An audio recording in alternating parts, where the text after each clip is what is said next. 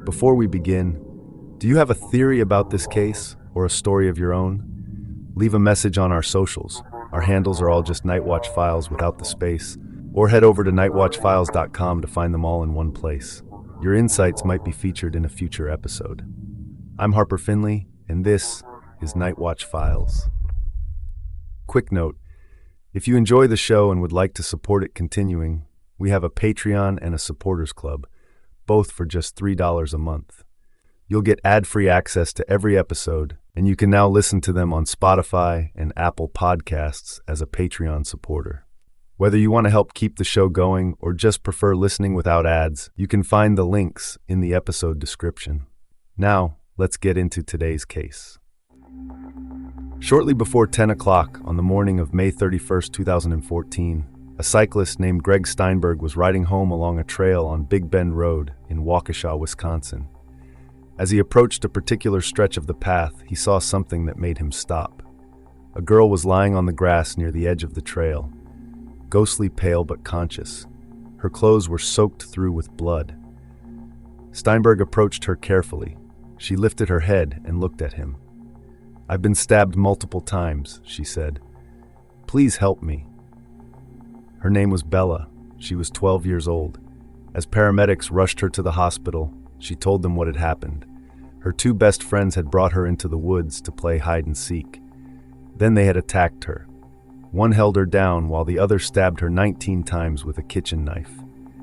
When Bella asked them why, one of them leaned close and whispered an explanation. Something about a tall man in a black suit. Something about proxies. Something about having no choice. The paramedics discovered that one of the stab wounds had missed Bella's heart by less than a millimeter. She had crawled through the woods alone, leaving a trail of blood behind her, dragging herself toward help.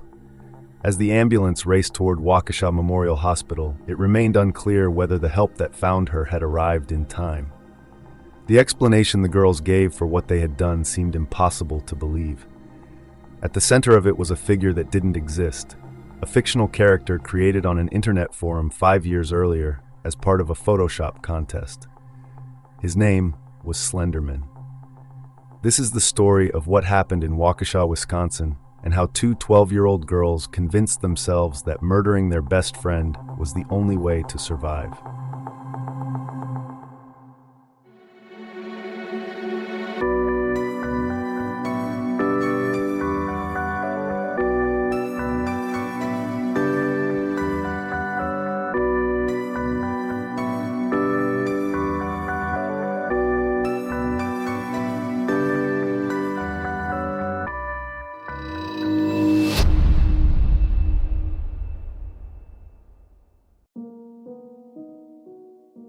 Matt Geyser was born in 1972 in Waukesha, Wisconsin, into a conservative Mormon household.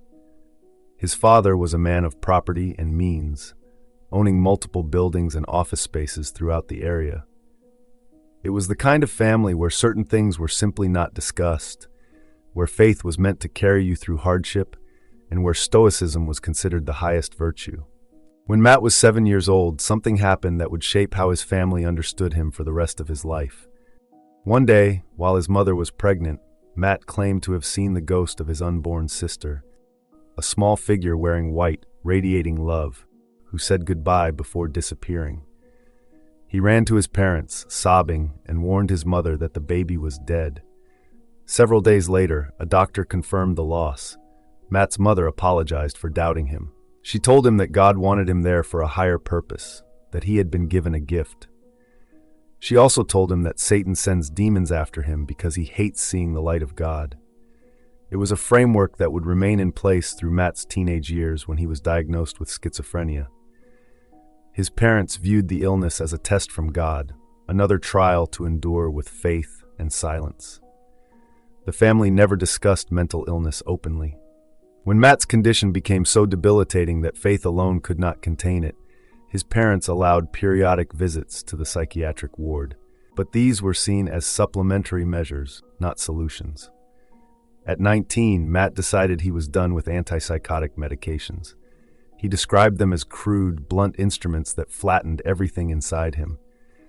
He moved into a trailer on his parents' property, a place where he could recover on his own terms. He reassured himself that he understood the difference between hallucinations and reality, that he could navigate the border between the two. Living medication-free meant living with contradictions.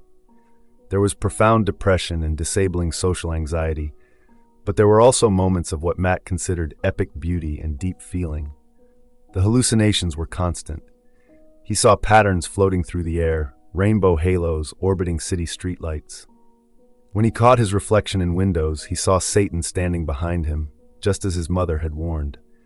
Matt stood 6 feet 4 inches tall and weighed almost 400 pounds. He had the build of someone who could command a room, who could intimidate without effort. But inside, he was gripped by fear. He was a homebody who found himself easily overwhelmed in large social settings, a man whose physical presence belied the fragility he felt. He found work as a bouncer at the Safe House, a spy-themed restaurant in Milwaukee. It was an odd fit, a man afraid of crowds working to control them, but it was there that he met Angie. She saw something in him beyond the diagnosis, beyond the fear. Matt felt accepted in a way he had never experienced before, and he worshipped her for it. Their relationship deepened, became serious, became something Matt had never imagined possible. In August 2001, while sitting on Angie's couch, Matt experienced a sensation he recognized. It was the same psychic sense he had felt as a child. He knew, with absolute certainty, that they had just conceived a baby. 2 weeks later, a pregnancy test confirmed what he already believed to be true. His parents insisted they return to Waukesha and marry quickly. Angie, practical and forward-thinking, hurried back to school to secure a better future for their family. Matt prepared himself for a new role. He would be a stay-at-home father. On May 16, 2002, Morgan was born. 3 months later, Matt and Angie were married in her parents' dimly lit living room in Waukesha. Matt wore his hair long, falling almost to his shoulders, with a chin-strip beard. It was a small ceremony, a quiet beginning. Matt became Morgan's primary caregiver, while Angie worked as a neurodiagnostic specialist. To supplement their income, Matt took a part-time job as a janitor in one of his father's office buildings. He pushed Morgan's stroller down the same streets he had walked as a child, the landscape unchanged, but his place in it entirely transformed. The couple purchased a condo at Sunset Homes for $78,000. Fatherhood brought something unexpected: stability. The role enforced a schedule, required social interaction, gave Matt a purpose beyond managing his own mind. He was kind and sensitive toward Angie, devoted to Morgan. For a time, it seemed the structure of family life might hold him together. But in May 2004, when Morgan was 2 years old, Matt attempted suicide. He spent 2 weeks in a coma in the intensive care unit. On Morgan's third birthday, May 16, 2005, she ran into her parents' bedroom in the middle of the night. She was frightened, talking about her room being haunted. She told them that ghosts were pulling her hair, biting her, hugging her. Matt and Angie reassured her that everything was fine and told her to go back to bed.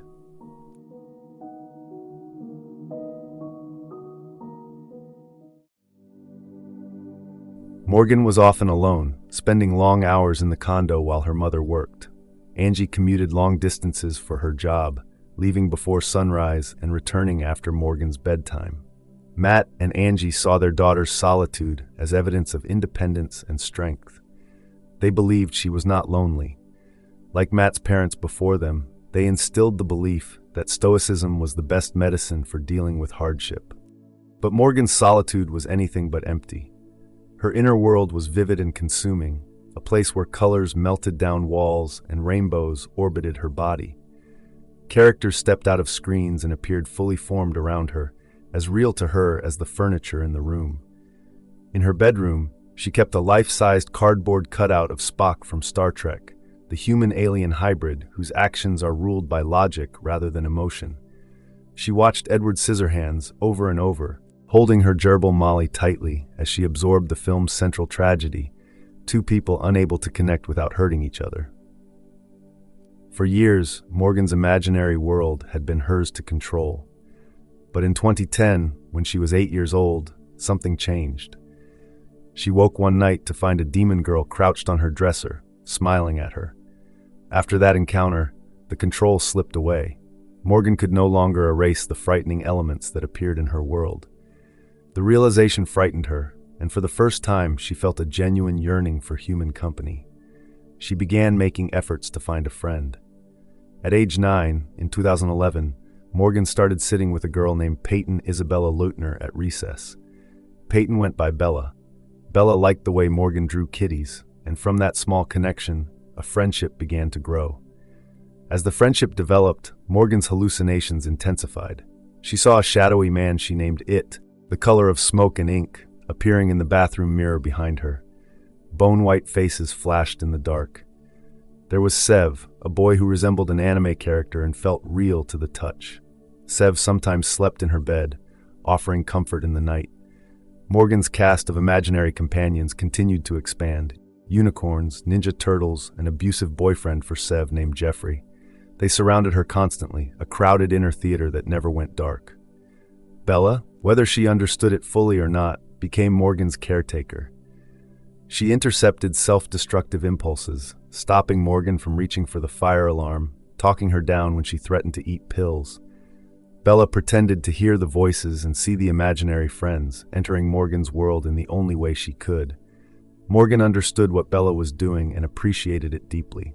She felt seen, joined, less alone. From the outside, the friendship looked unbalanced. Bella had other options, other potential friends, but she chose Morgan. She chose her knowing Morgan had no one else. In 5th grade, around 2012, a popular group extended an invitation to Morgan. There was one condition: she would have to drop Bella. Morgan refused. Instead, she and Bella created their own ritual of commitment. They signed a journal contract promising permanent friendship and sealed it by peeing on it. The act resulted in them accidentally ruining a family rug with ink, but the bond was made. Teachers observed the contrast between the two girls. Morgan seemed withdrawn and very quiet in class, while Bella blossomed socially, her confidence growing even as she remained tethered to her quiet friend. Between the ages of 10 and 11, Morgan began thinking about suicide. When she was bored or upset, she pictured herself dying. The thoughts came without clear reason. Sometimes she wanted to kill herself without understanding why. After watching The Dark Knight, she considered cutting a Joker smile into her face. It was Sev who talked her out of it, just as he had talked her out of slitting her wrists on another occasion. Morgan drew a picture of her family and labeled herself with an arrow and 3 words: me, mental case. The paradox of her existence was this: she lived in a world densely populated by imaginary friends, yet she felt increasingly lonely. She hid her suffering from her parents, concealing the questions that plagued her about what was happening inside her mind. She and Bella still spent time together doing ordinary things. They went to Skateland, the local roller rink, and moved in circles on the polished floor like any other pair of friends. In the summer of 2013, when Morgan was 11 years old, she sat alone at a computer and typed a question into the search bar: "What kind of insane am I?"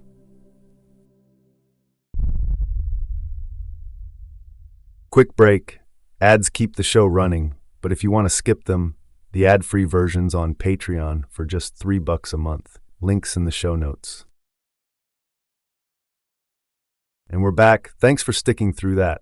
Let's get back to it. Anissa Weier was born around 2001 to Bill and Christy.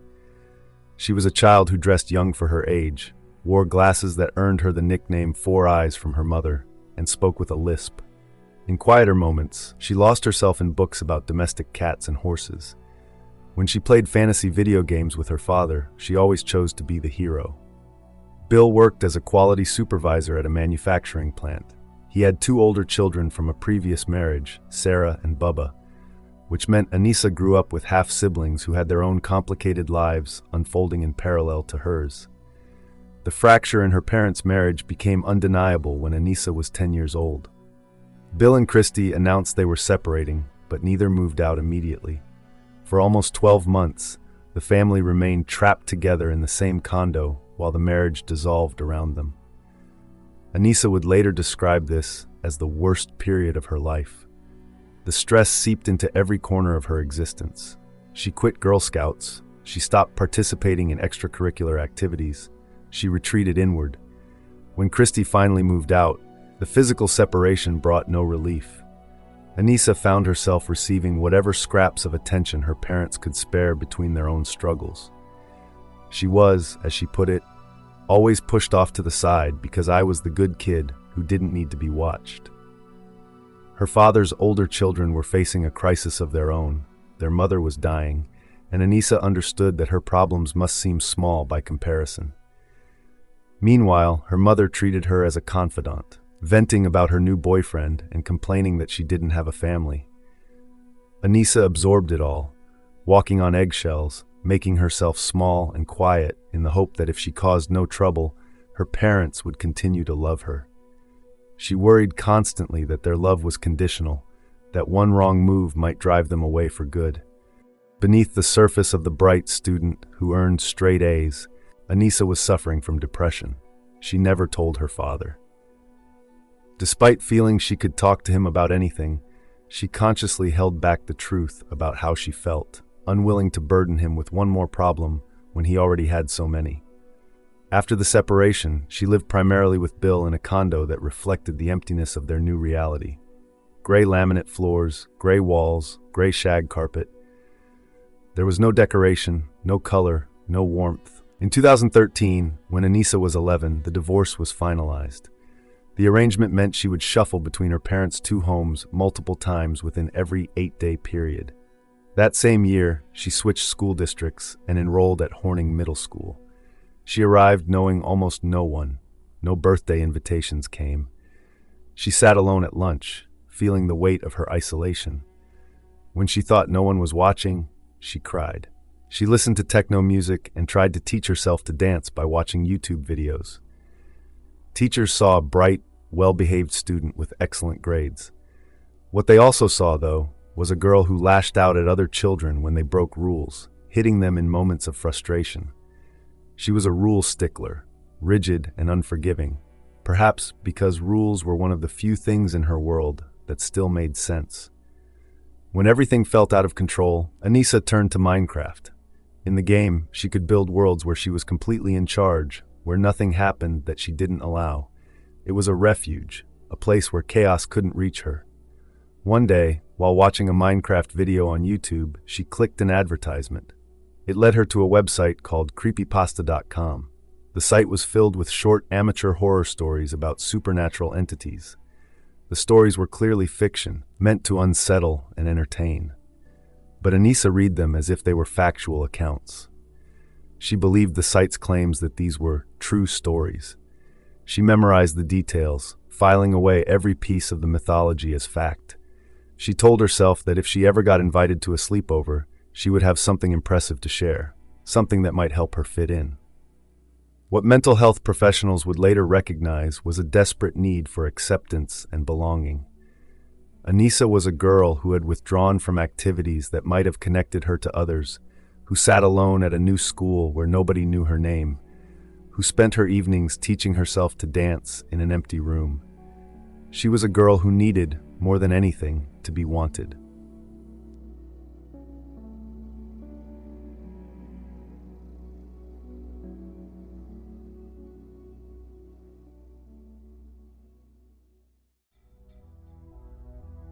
On June 10, 2009, a user named Victor Surge participated in a Photoshop contest on the Something Awful internet forum. The challenge was simple: create paranormal images. Victor Surge, whose real name was Eric Knudsen, submitted 2 black and white photographs of children. Into each image, he had digitally inserted a tall, thin, spectral figure wearing a black suit. The figure had no face. What set Knudsen's entry apart from the others was the text he added beneath the images. The captions were written as though they were witness accounts, transforming the photographs into something more than altered pictures, more like fragments of a fictional narrative. Under the first photograph, the words read, "We didn't want to go. We didn't want to kill them, but its persistent silence and outstretched arms horrified and comforted us at the same time." A second caption described a fire that followed the disappearance of 14 children, mentioning something or someone called the Slenderman. and noting that officials had attributed anomalies in the photograph to film defects. Knudsen had drawn inspiration from various sources: horror fiction by Stephen King and H.P. Lovecraft, the surrealist work of William S. Burroughs, survival horror video games like Silent Hill and Resident Evil, and reports of shadow people. He wanted to create something whose motivations would be difficult to comprehend, something that would cause unease and terror in anyone who encountered it. The character he created was unnaturally tall, with a featureless white head and long arms that could extend like tentacles to capture prey. The Slender Man wore a black suit and lurked in the background of ordinary scenes, watching. His intentions were deliberately vague. In the stories that began to emerge around him, he stalked, abducted, or traumatized people, particularly children and young adults. Proximity to the creature was said to cause slender sickness, a rapid onset of paranoia, nightmares, delusions, and sometimes nosebleeds. The more paranoid someone became about his existence, the more he was said to enjoy stalking them, offering glimpses of himself to deepen their fear. The Slender Man spread quickly. Within weeks, other users on Something Awful and beyond began creating their own stories, their own images, their own interpretations. The character became what is known as a creepypasta, a term derived from copypasta, internet slang for text that is copied and pasted. Creepypasta became the catch-all term for user-generated horror legends shared online, and by 2010, the genre had reached its peak audience. What made the Slender Man particularly powerful was that he belonged to no one. Eric Knudsen had created him, but once released into the digital world, the character became the property of the collective. There was no official canon, no single authoritative version of who or what the Slender Man was. His appearance, his motives, his abilities, all of it could shift depending on who was telling the story. This ambiguity made him endlessly adaptable, a void into which people could pour their own fears. Scholars would later recognize the Slender Man as a form of digital folklore, sharing key traits with ancient myths. Like traditional folklore, the character was created collectively, changed depending on the teller, and evolved in response to audience reaction. He bore a striking resemblance to older mythological beings, fairies who dwelt in the woods and kidnapped children, shadow figures whose motives were inscrutable, prohibitive monsters who punished without clear reason. The internet both authenticated and undermined the myth. Everyone knew that the Slender Man had been created by Eric Knudsen on a specific date in 2009. The original thread on Something Awful was there for anyone to find, and yet people entertained the possibility that he might be real. Readers suspended their disbelief to become more engrossed in the stories, making it difficult to distinguish between fiction and reality. The phenomenon was described as reverse ostension, the deliberate creation of folklore-like narratives where none had existed before. Platforms dedicated to creepypasta emerged rapidly. Creepypasta.com had been created in 2008, but the Creepypasta Wiki and Reddit's r/NoSleep both launched in 2010, providing dedicated spaces for these stories to flourish. The narratives often incorporated first-person accounts and blended true information with fiction to enhance believability. They became a form of modern campfire tales, passed from user to user, retold and reinterpreted, constantly evolving. Professor Thomas Pettit described the Slender Man as an example of the modern age closing the Gutenberg parentheses, marking a return to older forms of storytelling like oral tradition, where the same story is told by many voices and allowed to grow and change. The character also functioned as a metaphor for contemporary anxieties, helplessness, power differentials, anonymous forces, the feeling of being constantly observed by unknown third parties in the digital age. He represented a modern fear of the unknown, manifesting terror in an era where people had grown unaccustomed to ignorance. In the fall of 2013, Morgan Geyser and Anissa Weier first met at the bus stop near Sunset Homes, the condominium complex where they both lived. The connection between them was immediate and intense, though anyone watching might have found it difficult to understand. Their differences, rather than keeping them apart, clicked together with what could only be described as vicious intensity. They bonded over horror stories, urban legends, and Harry Potter books. But the early dynamic between them was unsettling. Anissa would punch Morgan in the arm, and Morgan would accept it without protest. It was a pattern that came naturally to both. Morgan internalized her frustrations while Anissa took hers out on others. Morgan, who had been a leader in her games with Bella, became passive and deferential around Anissa. She accepted everything Anissa did without question. Anissa's father found Morgan curious, noting her tendency to wear things like a Teenage Mutant Ninja Turtles mask or Vulcan ears. But Anissa quickly came to see Morgan differently. She was desperately lonely, and in Morgan she found someone who could discuss the same topics with the same enthusiasm. Anissa began to think of Morgan like a sister. She would later recall clinging to Morgan for dear life. Morgan had originally hoped all three girls, herself, Bella, and Anissa, could be friends. She envisioned herself and Bella as kittens with Anissa as their alpha cat. But Bella disliked Anissa from the start, finding her very rude. Anissa hit people. She used profanity. Sensing Bella's dislike, Anissa started to bully her at school. Once, she threw Bella's backpack at her and said, "Hold it, bitch."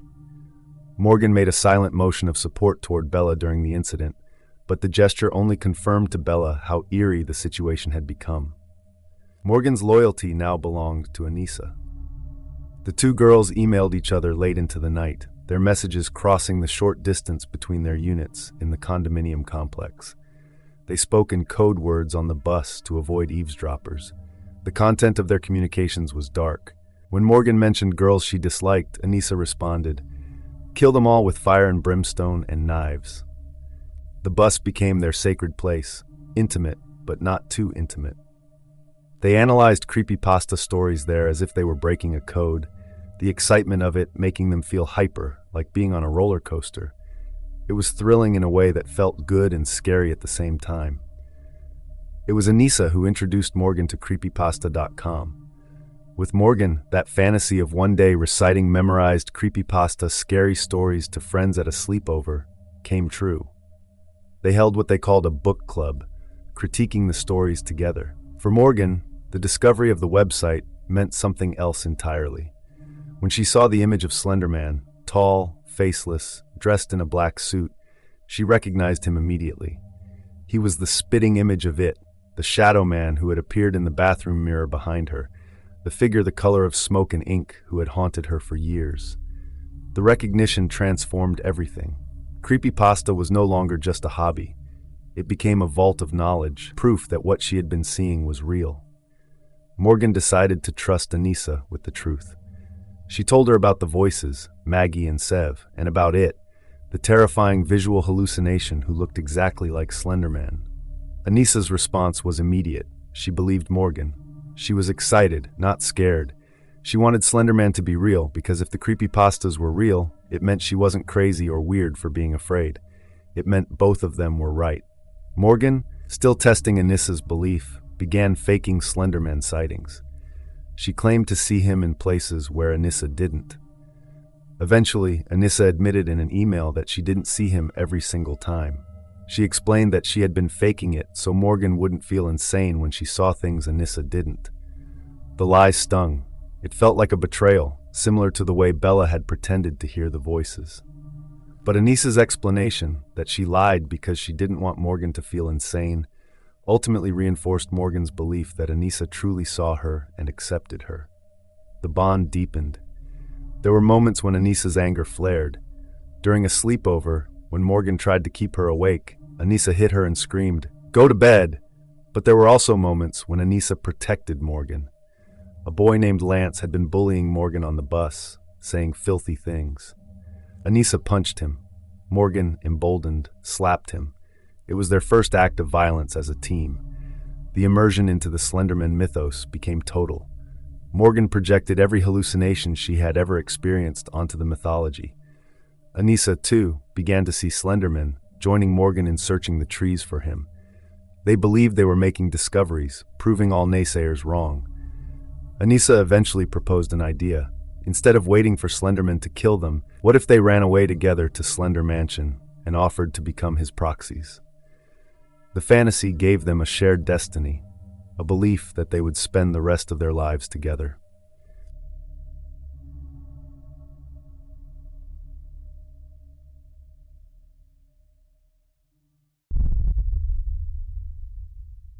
Quick break. Ads keep the show running, but if you want to skip them, the ad-free version's on Patreon for just $3 a month. Links in the show notes. And we're back. Thanks for sticking through that.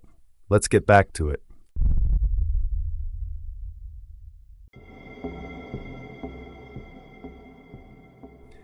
Bella noticed that Morgan was changing.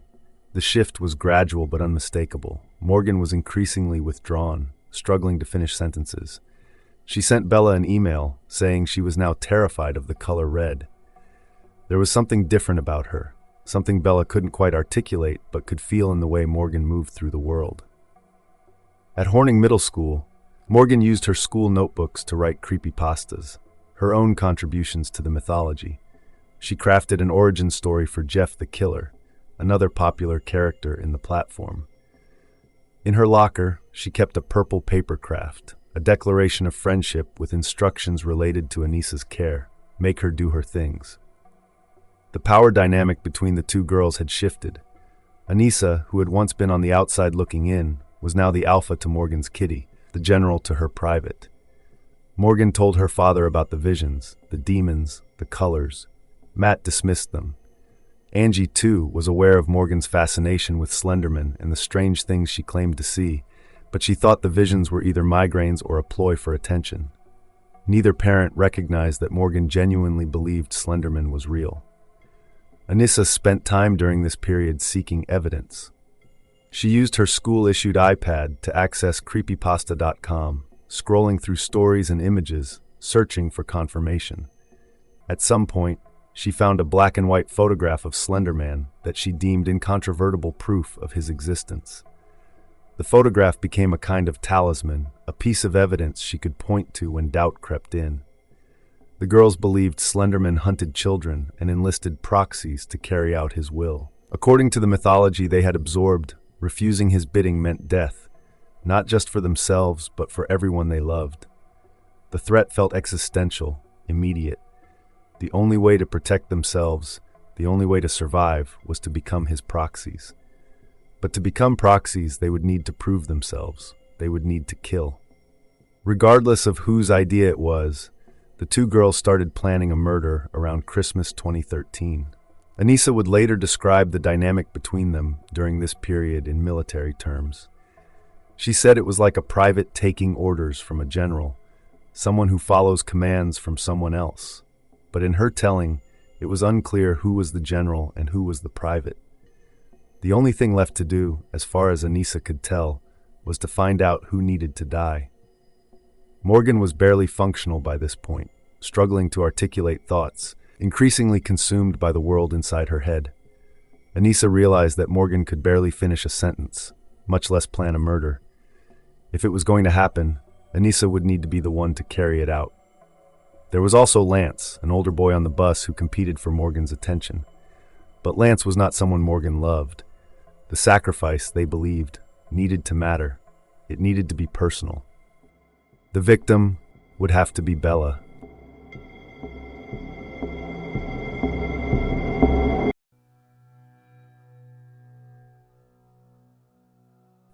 In January 2014, a polar vortex descended on the Midwest, bringing the coldest temperatures in decades. Roads froze solid, and crews used liquid cheese brine to melt the ice. Inside the warmth of the library, Morgan moved between the stacks, checking out books on crime and punishment, on crime scenes. She was studying, though for what purpose no one around her seemed to notice or ask. Her paranoia about Slenderman had grown to the point where she felt unsafe without protection. She went down to the basement of the condo and found a black rubber mallet with a 12-inch handle, a tool her mother used for working in the flower beds. Morgan slipped it into her backpack and carried it to school. At some point during the day, the mallet fell out. Another student saw it and reported seeing a sledgehammer. Morgan was called to Assistant Principal Woozencraft's office. When he asked her why she had brought it, she told him it was for self-defense. The school had a zero-tolerance policy for weapons. He suspended her for 1 day. But something else had been noticed. A secretary had seen Morgan talking to herself in the hallway, her lips moving in conversation with someone who wasn't there. She mentioned it to Matt Geyser.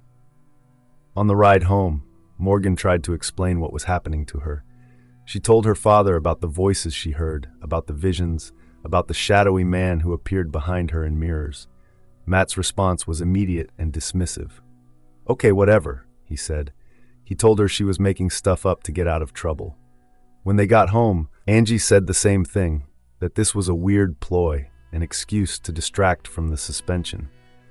Morgan would later think about this moment with a kind of quiet confusion. What kind of kid, she wondered, pretends to hear voices to get out of trouble? They could have gotten her help, but instead they told her she was trying to get attention, and the moment passed. During her day of suspension, Morgan sat alone at the computer. She typed searches into the browser, how to cover up a murder/YouTube. What makes your conscience feel guilty about killing someone or homicides? Can you get arrested for killing someone in self-defense? She sent rambling emails to Anissa about hearing footsteps in the apartment, about wanting a straitjacket. No one was reading over her shoulder. When she returned to school, she met briefly with a guidance counselor named Angie Jackson. Whatever was said in that meeting didn't raise enough concern to warrant further action. Life continued. Not long after, another student reported that Morgan had been writing the word die over and over in her notebook. Spring arrived. The days grew longer, the air warmer, but for Morgan and Anissa, the season brought something darker than renewal. On the bus rides to and from school, they continued their planning, speaking in the code they had developed to keep their conversations private. Cracker meant knife. Camping trip meant the Nicolet National Forest, the place they would run to when it was finished. Anissa had begun to have doubts. The fantasy was one thing, but the mechanics of it troubled her. She asked Morgan how Jeff the killer could possibly eat with his face mutilated the way it was in the stories. Morgan's answer was direct and uncompromising. Get rid of all logic. Logic, she told Anissa, didn't pertain to them anymore. Morgan took her red science notebook and crossed out the word science printed on the cover. In its place, she wrote plan in bold letters. Inside, she began compiling a list of supplies they would need for their escape. A map of the forest, a camera, pepper spray, a spray bottle, cheesecake, the will to live. At the bottom of the list, she wrote weapons, followed by a parenthetical note, kitchen knife. In April or May, Morgan spent the night at Bella's home, and once Joe and Stacy Leutner had gone to bed, the two girls drifted into something reckless. In the basement, they decided to make a Molotov cocktail, pouring nail polish remover into a jar and gathering matches. They shut themselves inside a closet, struck a match, and dropped it in. The sudden burst of flame startled them. The jar slipped, shattered, and ignited the closet. Panic gave way to quick improvisation. Using a blanket, they smothered the fire before it spread. They silenced the smoke alarm before it could alert Bella's parents, and tried to mask the damage by soaking the scorched carpet with hand sanitizer. By the time they were done, the incident had been reframed in their minds as a harmless thrill.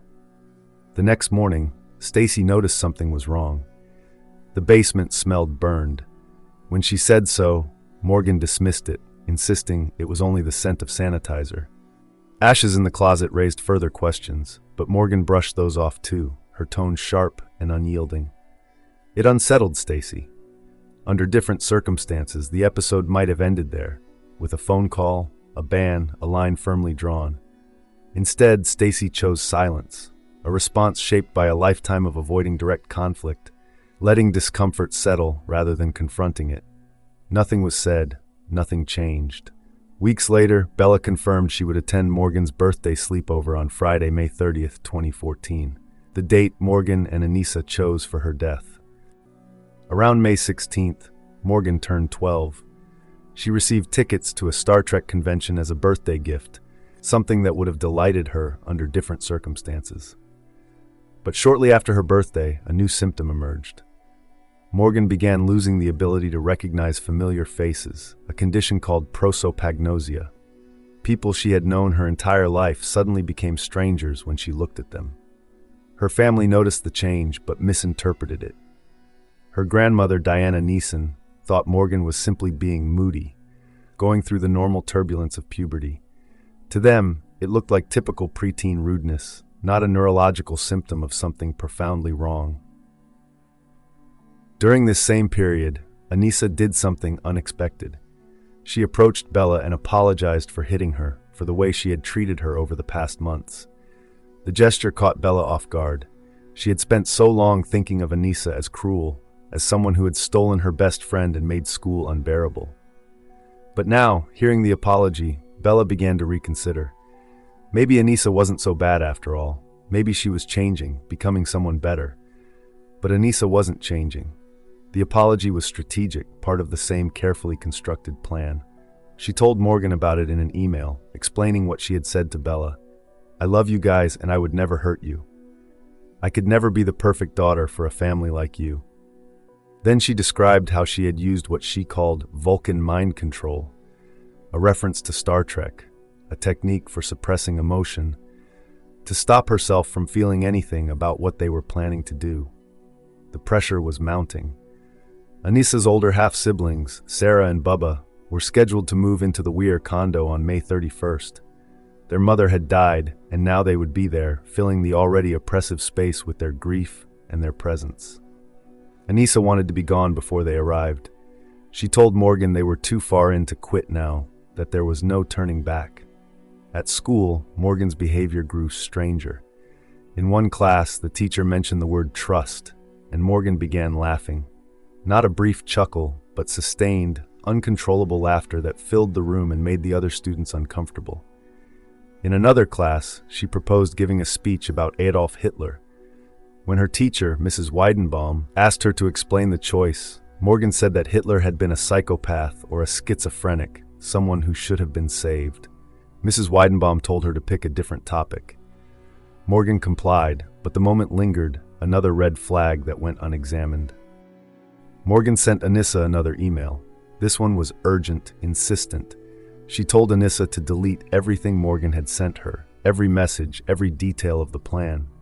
She emphasized that Anissa had to delete the emails from the trash folder as well, that nothing could remain. Evidence needed to disappear completely. The planning continued, meticulous and inexorable. The date was approaching. Friday, May 30th, 2014, began like any other school day. That morning, before leaving for Horning Middle School, Anissa hugged her father Bill and told him she loved him. The gesture surprised him. She didn't usually say or do things like that. When he asked about it, Anissa explained that she felt she didn't express her love for him enough. Bill accepted the explanation, unaware that his daughter was saying goodbye. The school day unfolded in its predictable rhythm. Morgan took a math test and did poorly. Anissa went on a field trip with her flight class to talk with third graders about the difference between right and wrong. At lunch, she spoke with her teacher, Krista Crowder, about the preservation of the pangolin, a conversation that suggested normalcy, intellectual curiosity, the concerns of an ordinary 12-year-old. In another classroom, Morgan and Bella studied Aztec and Inca mines with Mrs. Weidenbaum. When the last bell rang in the afternoon, Morgan and Bella stayed behind to help stack chairs. Mrs. Weidenbaum watched them leave together, noting that the two friends seemed happy. After school, Bella went home to pack her overnight bag while Morgan and Anissa walked to Anissa's condo, Unit K. Once inside, Anissa began searching for what she called memories and stuff to take with her. She believed they would be spending the rest of their lives at Slender Mansion, and she wanted something to remember her old life by.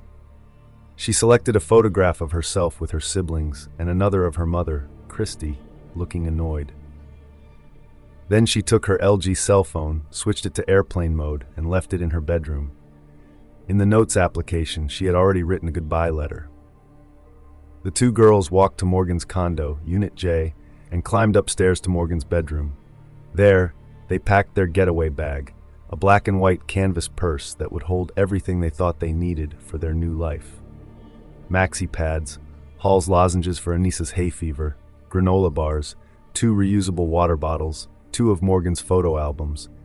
Morgan also packed matches she had hidden weeks earlier, disguised as a Christmas gift. Downstairs, Matt Geyser moved around the kitchen, making the girls an after-school snack, unaware of what was being prepared in the room above him. Bella was ready to leave for the party. but her mother told her they would be late because people were coming to work on the counter. Morgan, convinced that Stacy Leutner hated her, believed the excuse was a lie. Eventually, Matt agreed to pick Bella up himself. When he arrived at the Red Brick Ranch house on Lowell Drive, Bella came out wearing a yellow tank top and matching yellow shorts, carrying her brown corduroy backpack with the pink butterfly applique. She hugged her mother goodbye and climbed into Matt's Saturn view. Stacy stood in the doorway and watched them drive away. She had been thinking all week that something was not right with Morgan, but she said nothing that would stop what was about to happen. The party began at Skateland. The three girls laced up their classic blonde leather roller skates and moved in circles around the rink. Morgan declined to participate in the races, dismissing them as lame. The evening passed in the way that sleepovers do for 12-year-old girls, ordinary on the surface, filled with the small rituals of friendship. Back at the condo, Morgan opened her birthday presents. Anissa had given her a Star Trek mug. Bella gave her a stuffed banana, a Nerf gun, and a roll of gummy bear print duct tape. When Morgan unwrapped the duct tape, Anissa shot her a look. The two of them understood immediately. The duct tape would be perfect for the plan. They could use it to tape Bella's mouth shut before stabbing her in the neck. They played The Sims on the Dell computer. Morgan set up characters with names like Bitch the Clown and talked about starving them, about setting the house on fire, and watching what happened. Eventually, Bella went upstairs and changed into her purple nightshirt. She climbed into the twin-sized loft bed positioned away from the window. Later, she came back downstairs to rejoin the others, but eventually returned to the loft bed where Morgan and Anissa joined her. But as the night deepened, Anissa admitted something to Morgan. She was too tired and sleepy from roller skating to stab anyone. The murder would have to wait. Morgan set an alarm on her Kindle for 2 a.m. She promised Anissa she would wake her then to do the deed. Then Morgan burrowed into her makeshift fort under the loft bed, the place where she still slept for safety, and waited for the hours to pass.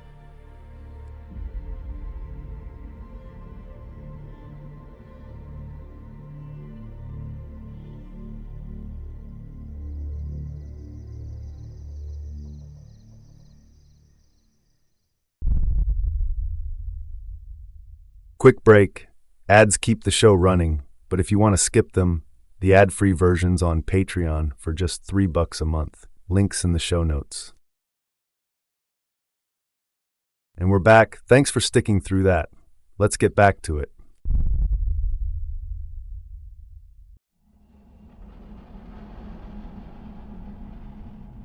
The alarm never went off. Morgan, already awake under the loft bed in the darkness before dawn, had deleted it from her Kindle. She wanted to give Bella at least one more morning. Around 1:30 in the morning, Anissa had woken up restless. Morgan urged her to go back to sleep. When 5:30 came and Anissa woke again, she was angry they had missed the alarm. "Why don't we do it now?" she asked.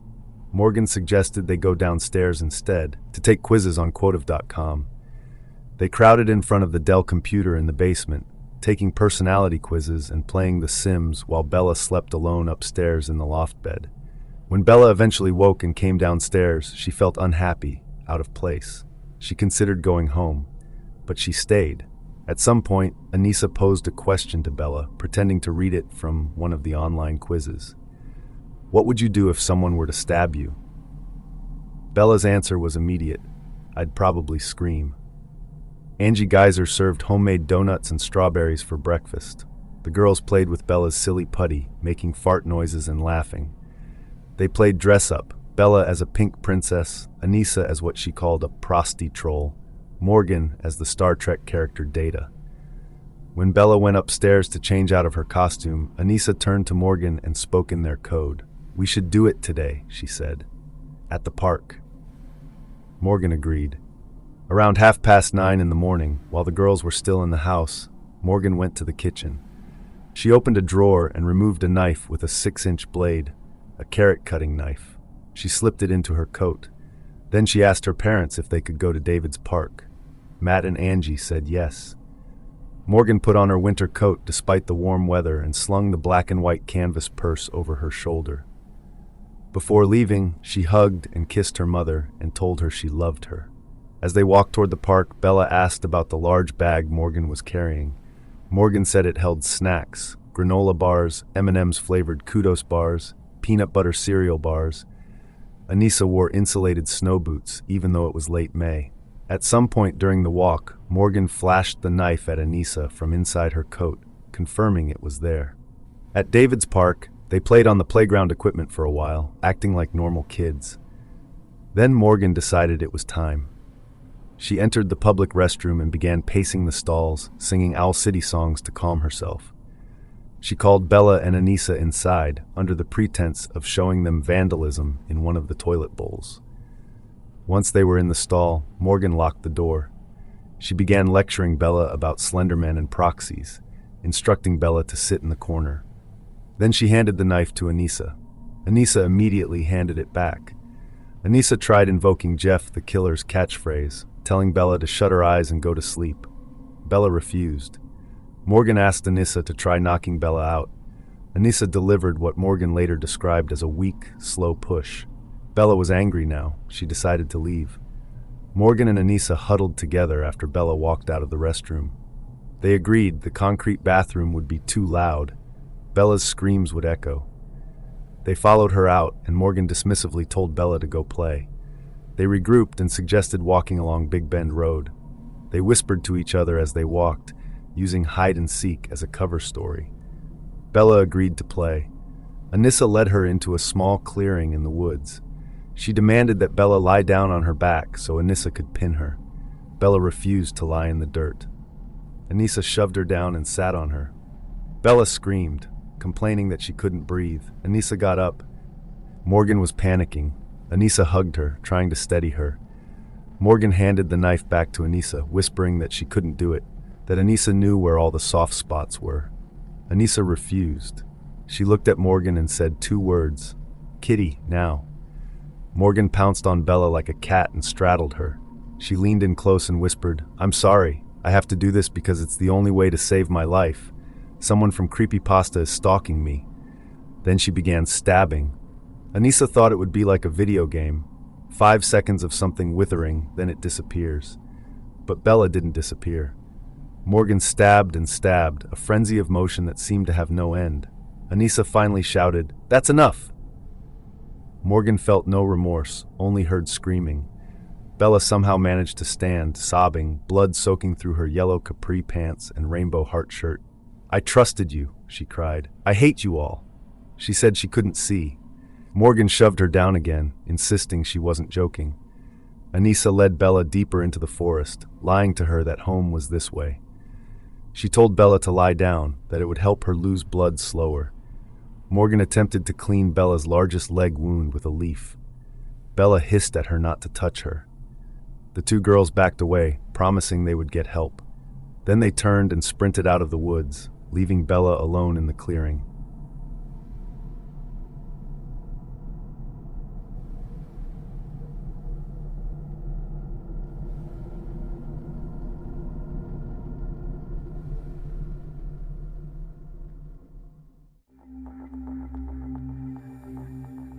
Shortly before 10 in the morning, a cyclist named Greg Steinberg was riding home along the trail on Big Bend Road when he saw something that made him stop.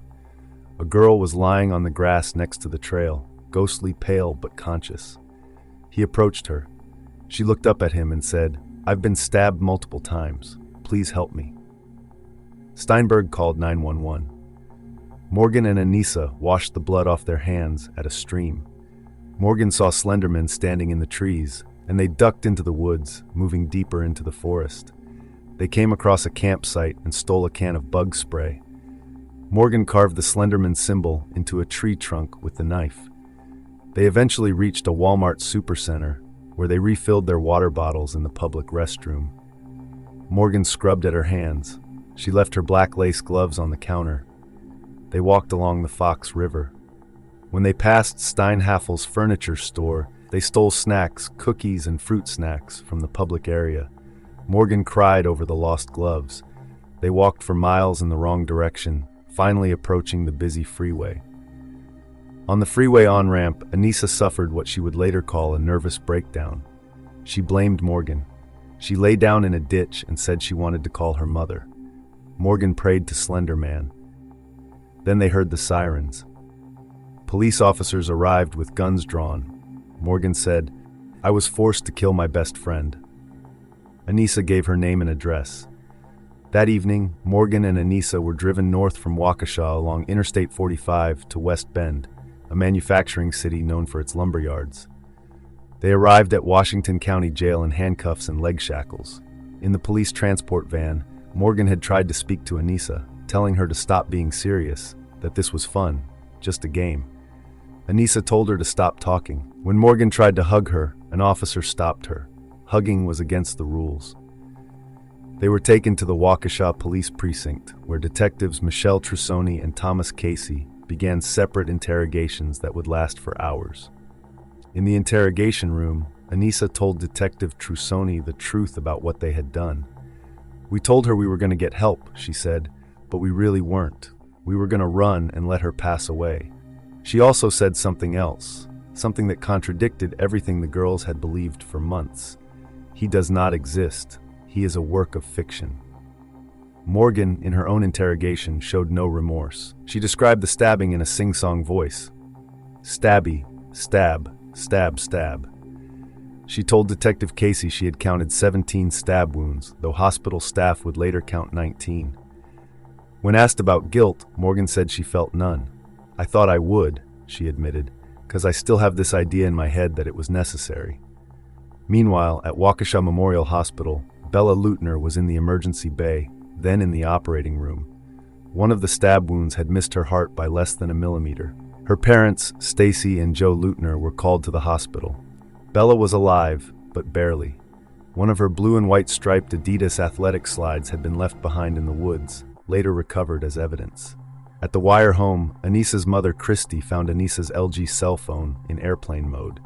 In the notes application was a goodbye letter. At the police precinct, Bill Weier was notified by phone that his daughter had been arrested.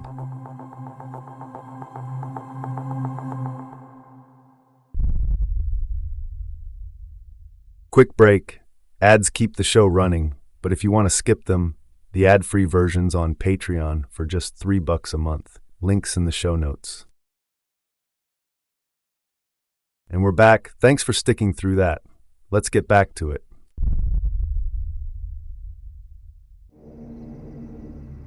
At Washington County Jail, Corrections Officer Shelley Grunke took one look at Morgan and decided she was vulnerable to bullying or abuse. She placed her in an isolated cell, away from the general population, where Morgan could be watched more closely. When Grunke asked the standard intake question, did she want to end her life, Morgan's answer was immediate. No, not hers. She told Grunke about Bella, about how she had been her best friend, but hated her now. The stabbing had to be done, Morgan explained, her voice matter of fact. The man had ordered it. The man had told Anissa to do it too. When Grunke asked about this man, Morgan leaned in and whispered that he only came to her in darkness. Then she held up 3 fingers, showing Grunke the age she had been when she first saw him. In another part of the jail, Anissa asked the guards nervously if Morgan would ever be placed in her cell. They assured her they would keep her separate from everything. Morgan found the thick walls and metal bars of the jail strangely reassuring. She no longer had to scheme, no longer had to plan or worry about what came next. She felt free, relieved. When guards checked on her throughout that first night, they saw a little girl lying underneath her bed, alone in a cell lit by fluorescent bulbs that never turned off. What they couldn't see was Sev, the hallucination who had been with her since childhood, who now slept beside her on the concrete floor and draped his soft leather jacket over her thin shoulders for warmth. Morgan laid her head against where his chest would be and listened for the sound of a heartbeat that wasn't there. The next morning, Sunday, criminal defense attorney Tony Cotton was on Eagle Spring Lake at a bachelor party when his phone rang. The person on the other end told him the case was hopeless. The police had 5 hours of videotaped confessions. Tony told his friend Luke to turn the boat around. By that afternoon, he was sitting in his office across from Matt and Angie Geyser. Behind his desk hung a painting of Atticus Finch. Angie's father, Bob Neeson, had already provided a $20,000 retainer fee drawn from his police pension. Angie seemed to believe this would be manageable. Morgan was only 12. Juvenile court, maybe a few years in detention, home by 17 at worst. Tony had to tell them the truth. Morgan would be tried as an adult. She was facing up to 65 years in prison.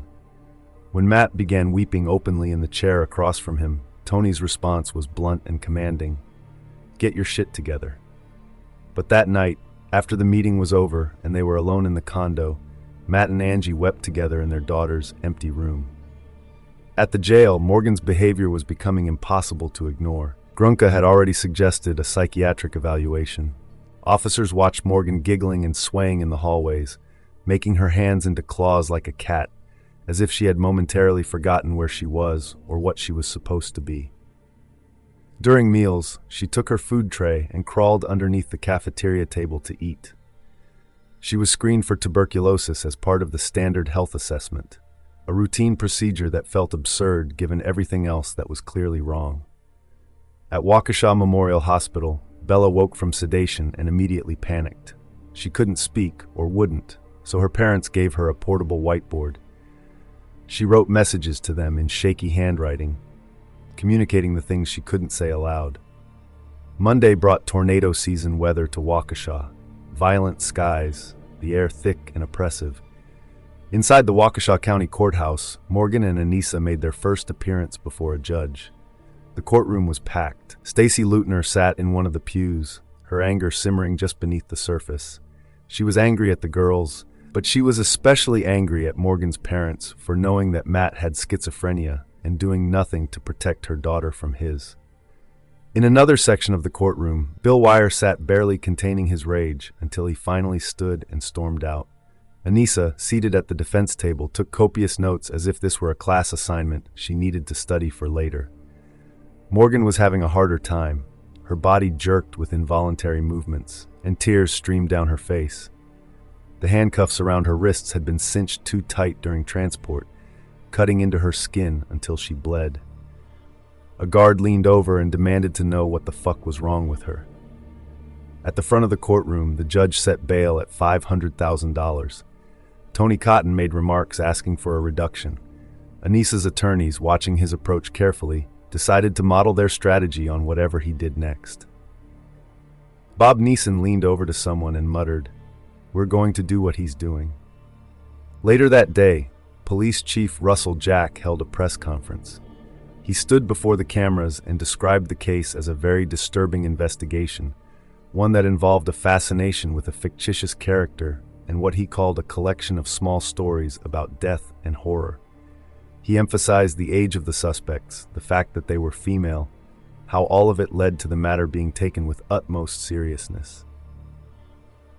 At Horning Middle School, teachers moved through classrooms confiscating student iPads and enforcing strict silence about what had happened, trying to contain something that had already spread far beyond their control. The next day, Detective Casey returned to the Geyser condo to retrieve Bella's overnight bag, the brown corduroy backpack with the pink butterfly applique that still sat where she had left it. When he knocked, Angie came to the door and told him flatly that she did not want to talk to him. If he wanted to come inside, he would need a warrant. Upstairs, Matt had been sleeping in Morgan's room with their cat Puma, trying through some magical thinking to project love and healing toward his daughter through the empty space she had left behind. That same day, the story went international. The Daily Mail published an exposé that painted the Geyser family as wicked and complicit, and they had the evidence to back it up. Someone had found Matt's Instagram account. His username was Deadboy. The photos told a story the tabloid was eager to sell. Morgan's crayon drawings of Slenderman done on restaurant napkins, images of brass knuckles decorated with skulls, a Bloody Mary cocktail served in a skull-shaped goblet, a spooky Calvin and Hobbes comic. One caption read, "Only Mogo draws Slenderman on a napkin in crayon when we're out for dinner." Because Morgan was being charged as an adult, her identity wasn't protected, which meant everything in the family's life was now fair game for public consumption. Detective Casey, caught up in the same wave of suspicion, served a warrant for Matt's deleted Instagram photos, investigating whether the father might be a Satanist. What he received were pictures of tomato plants and cats. Administrators of Creepypasta.com released a statement trying to distance themselves from the horror they had inadvertently helped create. They clarified that they were a literature site, not a crazy satanic cult. Sitting in her kitchen, Angie thought to herself with a kind of exhausted resignation, well, you know, it turns out sometimes you just don't know. In Cincinnati, Ohio, another story was breaking. An unidentified woman spoke to a local television reporter about her 13-year-old daughter who had attacked her with a knife. The daughter, the woman said, claimed that Slenderman had motivated the attack. The panic was spreading. On Thursday, 5 days after the stabbing, Dr. Kenneth Robbins sat across from Morgan in a private visitation room at Washington County Jail to conduct her competency examination. At various points during their conversation, Morgan became transfixed by something on the floor. Unicorns, she said, that were grazing near her feet. Robbins watched her carefully and understood that she was hallucinating. She likely fell somewhere on the schizotypal spectrum, he concluded, and she was clearly not competent to stand trial. Her primary concern wasn't the legal proceedings or the severity of what she had done. Her main focus was protecting herself and her family from Slenderman. She believed she possessed Vulcan mind control powers. She thought her mission in court was simply to become innocent, as if innocence were a state she could achieve through the right combination of words or thoughts. During the evaluation, Morgan talked about Harry Potter and the Ninja Turtles with the enthusiasm of any 12-year-old discussing her favorite stories. But when Robbins pressed her on what was real and what wasn't, her answers revealed the fractured nature of her reality. Well, no, don't be ridiculous, she said. I'm not an idiot, but Raphael is real. She also spoke about Voldemort as if he were an acquaintance, someone she interacted with daily unless he happened to be away on a business trip. When asked directly about Slenderman, Morgan's answer was clear and unwavering. He is real. Later, someone would ask Robbins whether Morgan or Jeffrey Dahmer scared him more. He found the question ludicrous. Dahmer, after all, had been sane. Morgan told Robbins she wasn't bothered by being in jail. She could close her eyes, she explained, and be wherever she wanted. The following day, Detectives Casey and Fisher sat down with Bella at Waukesha Memorial Hospital for her formal interview. She was in a wheelchair, her face buried in her hands, refusing to make eye contact with either detective. She whispered that she liked cats, a small, safe thing to say when everything else felt too dangerous to speak aloud. She wouldn't say Morgan's or Anissa's names, afraid that speaking them might somehow conjure them back into her life. Instead, she referred to them as the one who did it and the one who watched. She talked about the irony of Anissa asking her what she would do if someone stabbed her, then being stabbed half an hour later. She said she should have stopped being friends with Morgan in 5th grade, back when she'd had the chance to walk away. When asked what should happen to them now, Bella said Morgan should go to jail for the rest of her life. Anissa should be jailed too, she said, but not forever, because she was involved, yes, but she had just stood there. That afternoon, Bella was released from the hospital. Her parents issued a statement saying she was excited to be home, to see her pets, to continue healing. On Sunday, June 8th, David Janish entered Morgan's bedroom. He was a private investigator hired by Tony Cotton to search for evidence of mental instability that could be used in the competency hearing. What he found exceeded anything he might have anticipated. 7 Barbie dolls lay scattered across the room, each one carefully mutilated. Their arms and backs had been slashed, hands and feet had been amputated and never recovered. One Ken doll was covered entirely in glitter glue. On the bodies of the dolls, Slenderman symbols had been carved or drawn in red ink. The pattern of injuries was eerily, horrifyingly similar to what had been done to Bella. Janish also found drawings, girls covered in blood, holding knives. Slenderman symbols repeated across pages. The word no written over and over, each time with an X drawn through the letter O. In one drawing, a figure stood with a word bubble coming from its mouth. I love killing people. Morgan's notebooks contained other messages, pleas written to no one in particular. I want to die. Help me escape my own mind. Hidden in her closet was an advanced psychology textbook, evidence that Morgan had known something was wrong with her and had been trying in her own way to understand what it was. Outside, near the ditch on Big Bend Road where Bella had been found, people had built a shrine. Paper hearts and posters, candles that flickered in the wind, stuffed animals piled against a tree. The messages read, "Our hearts go out to the victim. Still here. #We love Bella."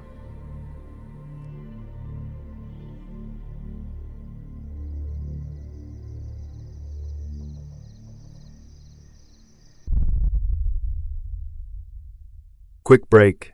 Ads keep the show running, but if you want to skip them, the ad-free version's on Patreon for just $3 a month. Links in the show notes. And we're back. Thanks for sticking through that. Let's get back to it.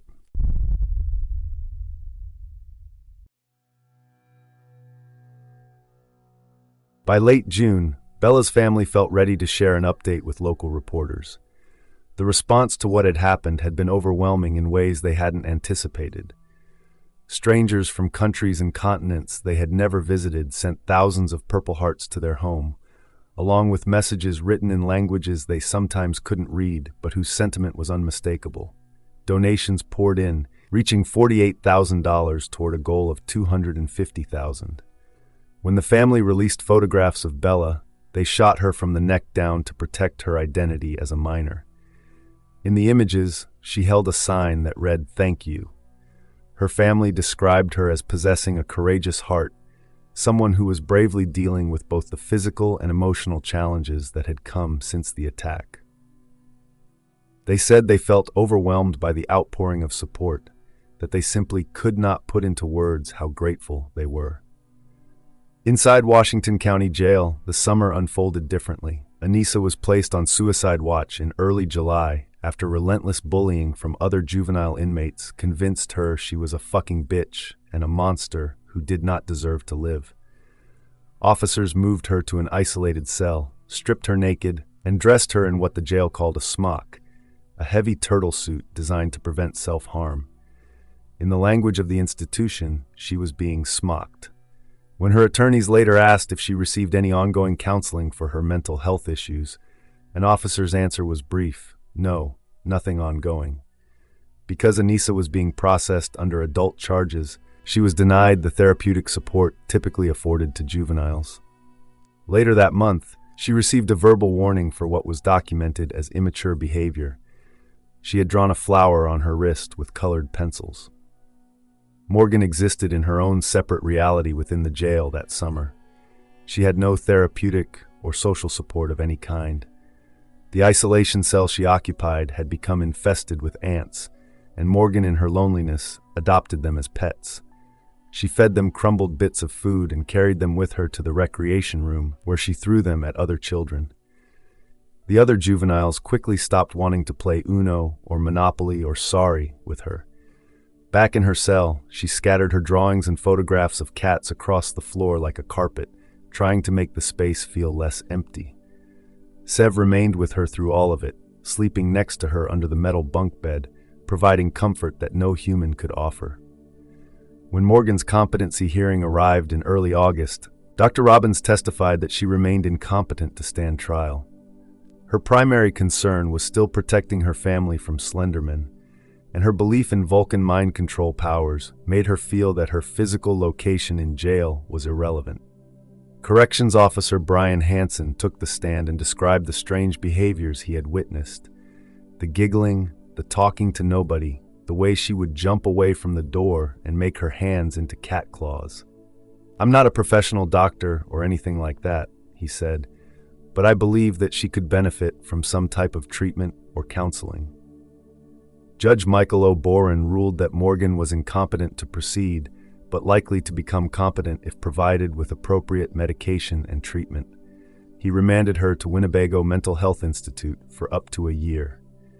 In the paperwork, however, he failed to check a crucial box, the one that would have authorized the institution to administer psychiatric medication. It was an oversight that would have consequences no one could have predicted. Less than 2 weeks later, Governor Scott Walker issued a proclamation honoring Bella, establishing a one-time state holiday called Purple Hearts for Healing Day. That same month, Anissa received another citation for rubbing lotion on one of the tables. She was advised not to misuse it. The moral panic that had begun in Waukesha continued to spread. In early September, news broke from Port Richey, Florida, where a 14-year-old girl had allegedly set her family's house on fire while her mother and 9-year-old brother were inside. Police reported that the girl had been reading online stories about Slenderman and the manga Soul Eater. A spokesman said there was a connection to websites containing Slenderman information. The story fit a narrative that was becoming familiar: troubled children, dark internet content, violence that seemed inexplicable without a scapegoat. Whether the connection was real or simply convenient remained unclear. At Winnebago, doctors diagnosed Morgan with early-onset childhood schizophrenia in late October. The diagnosis indicated that the disease was degenerative, that untreated psychosis risked permanent neurological damage. The doctors found that withholding medication was unacceptable and would only potentiate her problems. But their focus remained on restoring her legal competency rather than treating her illness, a distinction that seemed bureaucratic rather than medical, procedural rather than humane. Within weeks, those same doctors found Morgan legally competent to stand trial. Dr. Casimir would later testify that Morgan had substantial mental capacity to understand the proceedings and to assist in her own defense. Judge Boren agreed, ruling her competent. Morgan was returned to Washington County Jail just as winter was beginning to settle over Wisconsin. Anissa turned 13 in November.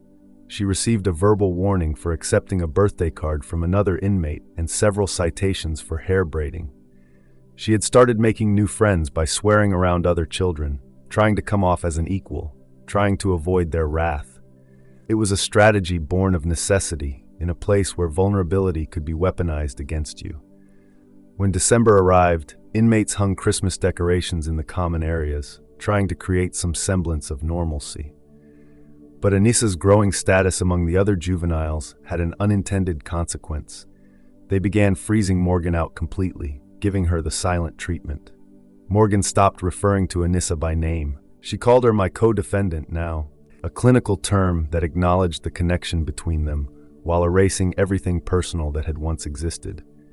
She pushed her loneliness aside by creating art, drawing an entire dollhouse complete with furniture, a remote control, and a television screen showing a court drama. It was the closest she could come to playing The Sims, to building worlds where she still had control. At the Geyser's home, Morgan's grandparents were stacking boxes of commemorative holiday Barbie dolls in Angie's old bedroom, building a pyramid of hope for the day their granddaughter would come home.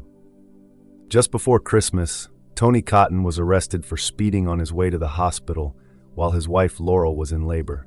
The Waukesha police, who hadn't seen major crime excitement since the stabbing, made a show of the arrest. Tony shook his handcuffs at them and called them assholes, threatening to sue the department. He was released quickly. Laurel gave birth to their second son later that morning. New Year's Eve found Anissa weeping in the bathroom cell after breakfast. An officer discovered her crying and breathing hard, her anxiety manifesting physically in ways she couldn't control or hide. She felt like she was going to throw up. Her stomach hurt, her nose was bleeding, though the officer suggested that was normal because it was dry in the jail.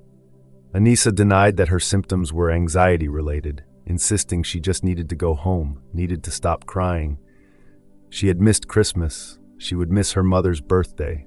7 months was way too long. She said something along the lines of hating that she cried, that she needed to stop. But she couldn't stop and there was nowhere to go. The year turned over into 2015 with both girls still locked in separate cells, waiting for trials that would determine whether they would spend the rest of their lives in prison.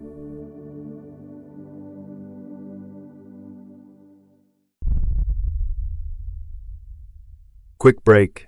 Ads keep the show running, but if you want to skip them, the ad-free version's on Patreon for just $3 a month. Links in the show notes. And we're back. Thanks for sticking through that. Let's get back to it.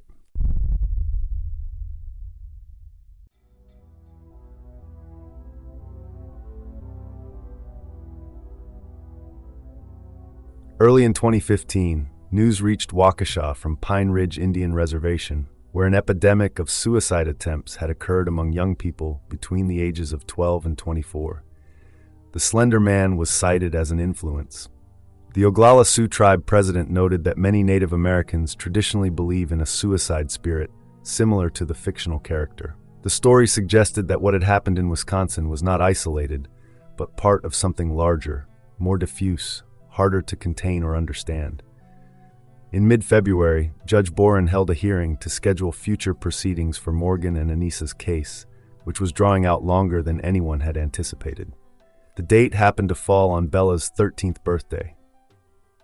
As spring arrived and Morgan's own 13th birthday approached, a social worker named Donna Bennett visited her at Washington County Jail to prepare for the reverse Weier hearing. Morgan sat in the visitation room eating soup and bread, rolling the bread into tight little balls and dropping them into the soup. She appeared skittish. When Bennett asked about her family, Morgan said her dad used to bite her toes, but she didn't want to talk to him anymore because he had disrespected her imaginary friend. She had been tearing Matt's face out of family photos in her cell, angry that he had hidden his schizophrenia from her. Morgan told Bennett she preferred home to jail because she missed sunlight and wanted to play with her action figures, but when asked if she missed anyone, she said no. Negative emotions are illogical, and the human race is illogical, she explained. Missing things speeds up entropy, evil. When Bennett wished her a happy birthday, Morgan replied that birthdays were no big deal, just another day closer to death. Angie brought cupcakes to the jail anyway. 10 days later, Anissa's reverse Weier hearing began in a grander courtroom with wood-paneled walls and marble and timber ceiling inlays. She wore a pink and purple blouse and bedazzled glasses, looking younger than her nearly 13 years. Her defense team, Joseph Smith and Maura McMahon, built their argument around scientific studies on adolescent brain development and the concept of folie à deux, shared delusional disorder. They cited Supreme Court rulings establishing that juveniles have a lack of maturity and undeveloped sense of responsibility, that they are susceptible to peer pressure in ways adults are not. Expert witnesses testified that Anissa's low processing speed made her susceptible to Morgan's influence, that she had sided with Morgan primarily to maintain the friendship. Dr. Michael Caldwell noted that Anissa's physical development was comparable to someone about 10 years of age for a girl. Dr. Antoinette Kavanaugh testified about Anissa's infractions in jail, including the incident where she had been cited for rubbing lotion on one of the tables. The defense argued that if Anissa were tried as an adult, she would eventually go to Techita Correctional Institution after aging out of Copper Lake School for Girls.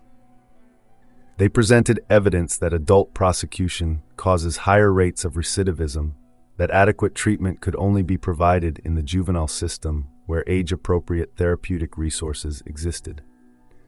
Maura McMahon stated that Anissa had fallen under the influence of a more disturbed individual, and it had caused her issues to flower.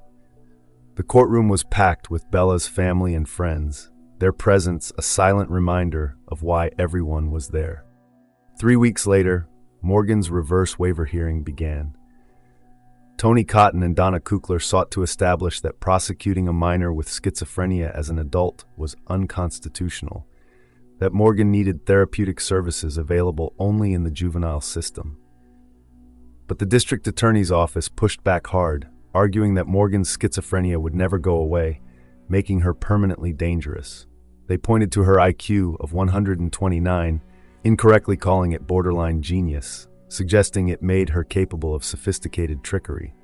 Dr. Robbins testified that Morgan's schizophrenia was really rare to have onset this early, that prison would expose her to bullying, rape, and attacks. Morgan's legal team argued that her plan to walk 300 miles to an imaginary castle showed she was not exactly a criminal mastermind. Outside the courthouse, the Geysers drove past a sea of tough-on-crime bumper stickers.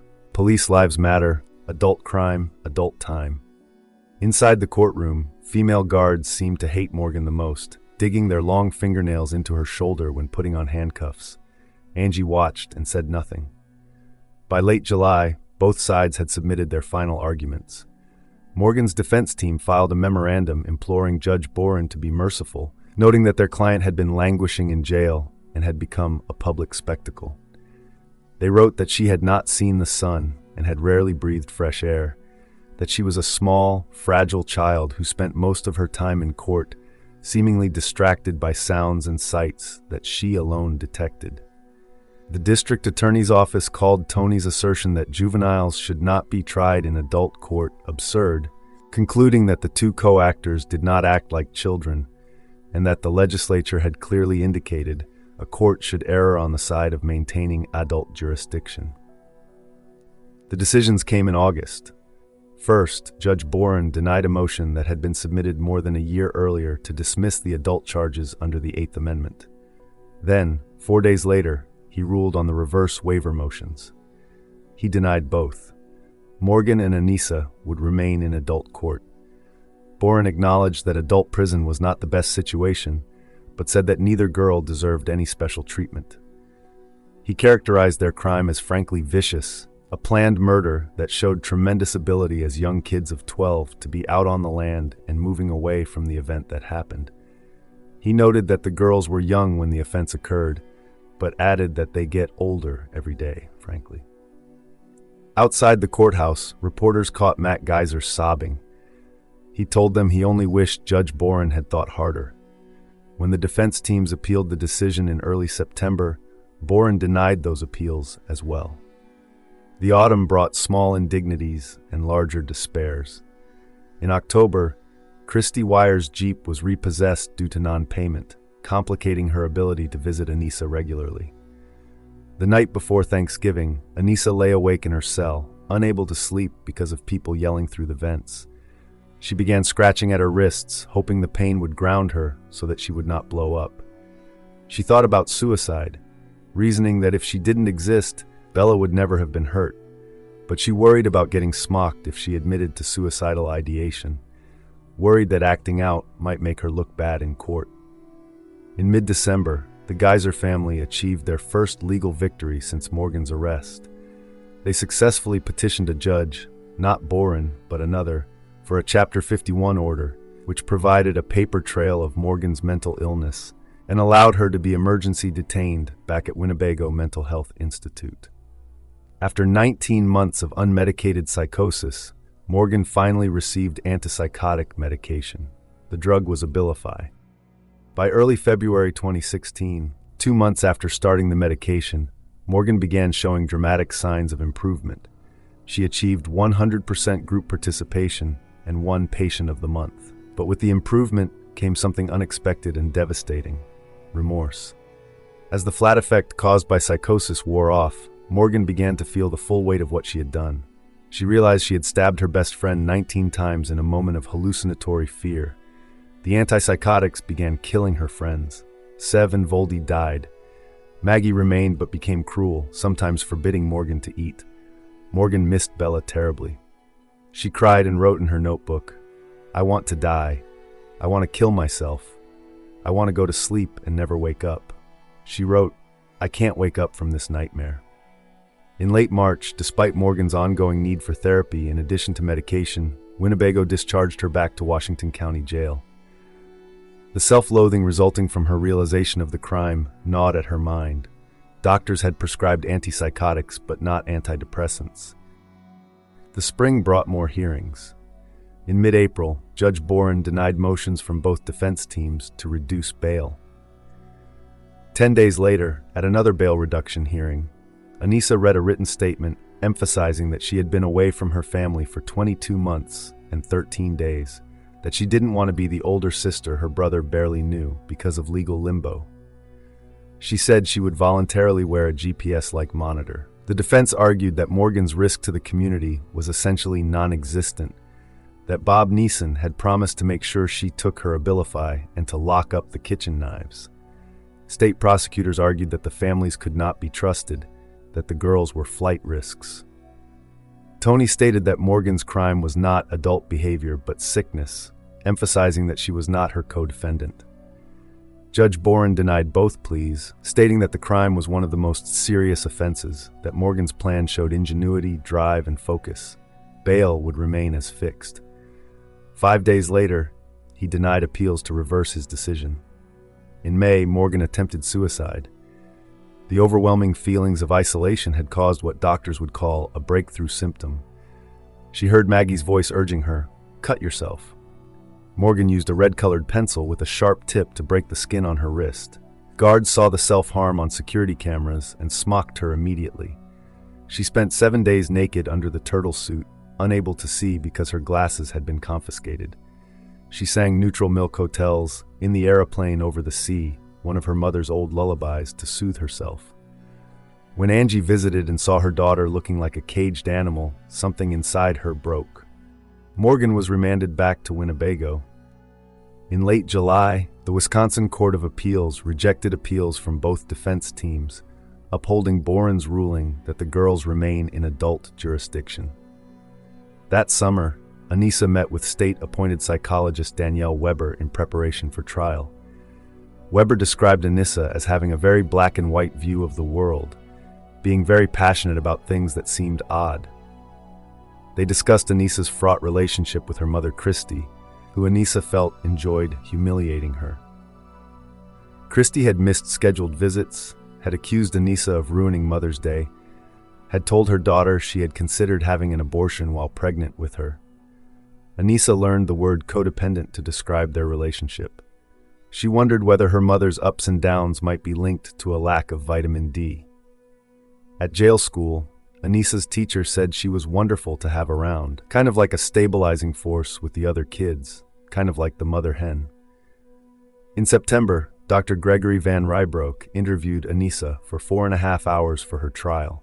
She discussed her folie à deux diagnosis and revealed that she was now convinced by an inmate who was a devil worshiper that Morgan had been possessed. Anissa believed she was a monster who deserved nothing. "What I did was so cold and uncompassionate," she said. "I make Satan look like a saint." When Van Rybroek asked if she could have stopped herself, Anissa insisted she couldn't. In December, Morgan's medication was switched from Abilify to Haldol. Her symptoms greatly diminished, and Maggie finally disappeared. Morgan's mood improved. She gained what Dr. Robbins described as fairly remarkable insight for somebody of her age. She took the Haldol willingly, because the thought of committing another act of psychosis was very frightening to her. On August 21, 2017, more than 3 years after the stabbing, Anissa Weier, now 15 years old, pleaded guilty to being a party to attempted second-degree homicide. She claimed she was not responsible for her actions on grounds of insanity. Prosecutors alleged she knew her actions were wrong. The jury would determine whether she was mentally ill.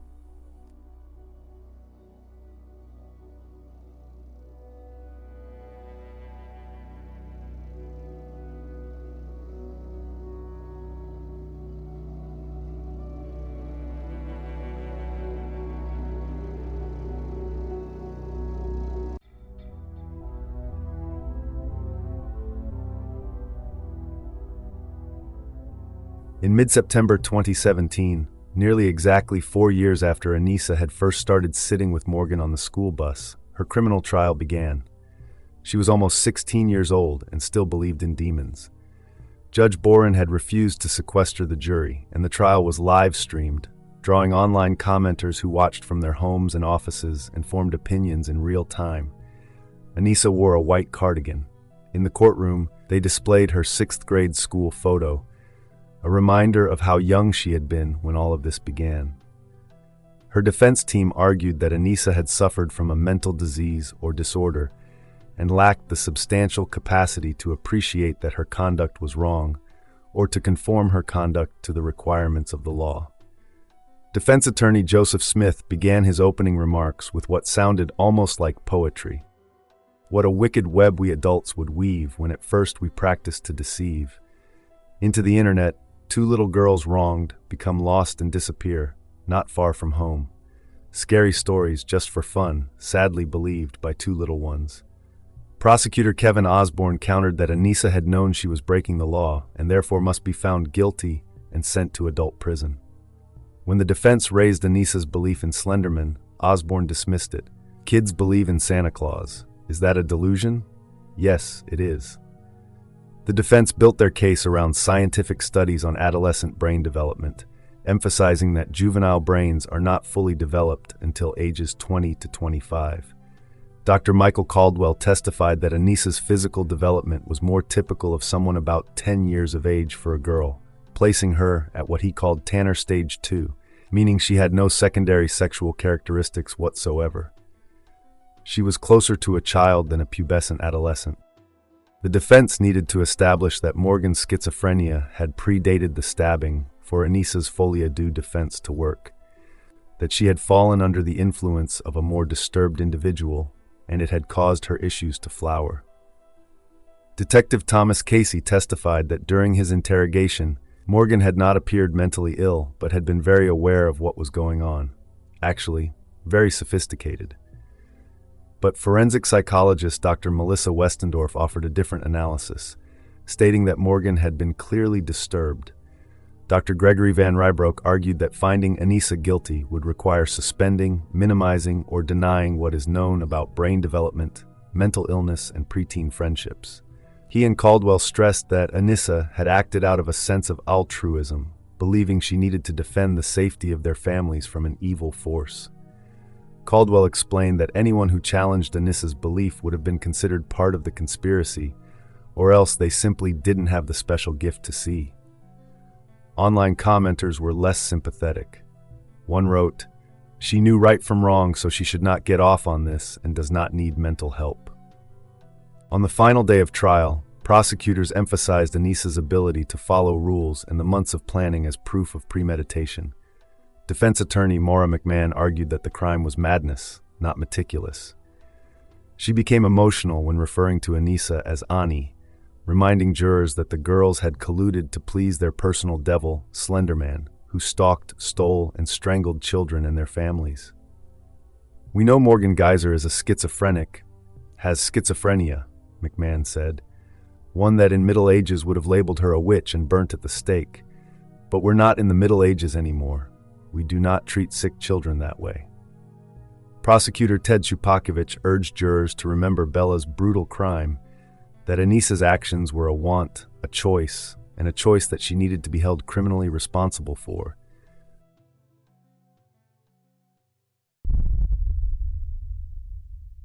Quick break. Ads keep the show running, but if you want to skip them, the ad-free version's on Patreon for just $3 a month. Links in the show notes. And we're back. Thanks for sticking through that. Let's get back to it.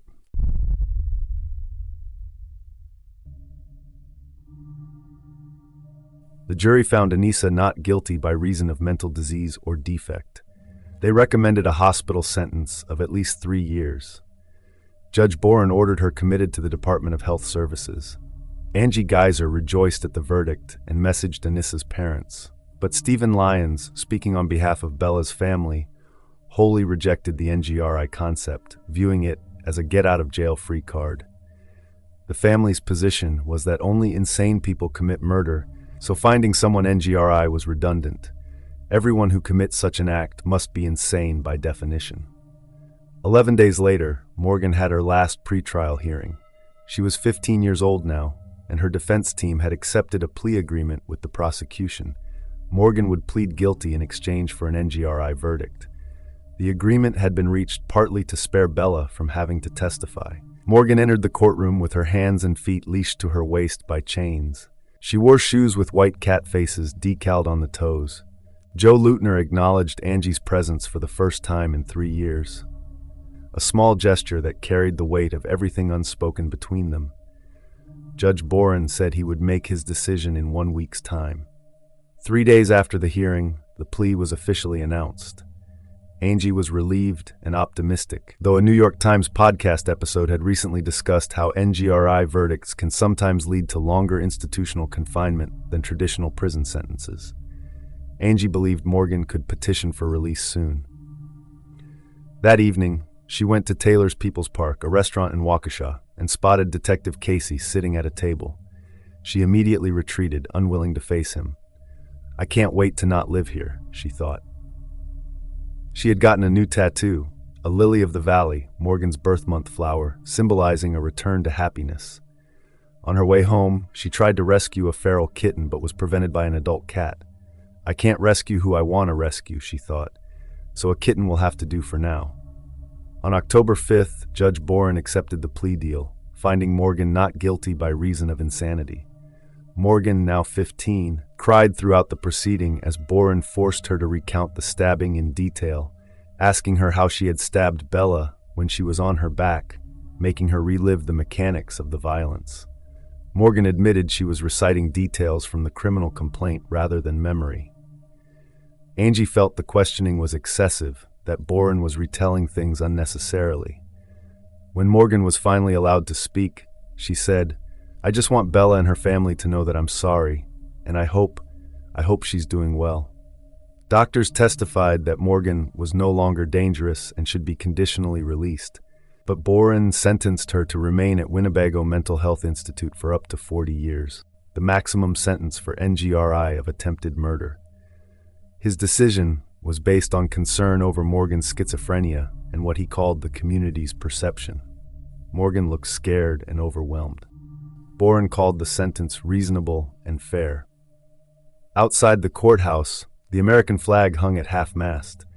Boren's former mentor, Alvin Eisenberg, later expressed pleasure at the 40-year sentence, calling Morgan a mad dog.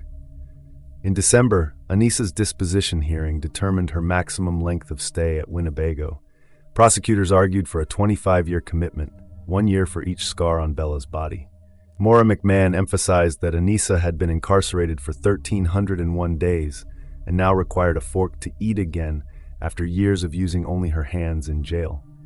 Anissa read a statement holding herself accountable and expressing deep regret. "I just want everyone involved in this to know that I do hold myself accountable for this," she said, "and nothing I say is going to fix what I broke." Judge Boren read from Stacy Leutner's victim impact statement, detailing Bella's 25 scars. The 19 stab wounds that Peyton endured that day left 19 very visible scars on her arms, her legs, her hip, her torso, and her chest, he read. The nearly 6-hour surgery and other medical treatments to repair her heart, diaphragm, liver, stomach, and pancreas left 6 more scars. 2 of these scars spanned just below her neck to just below her belly button.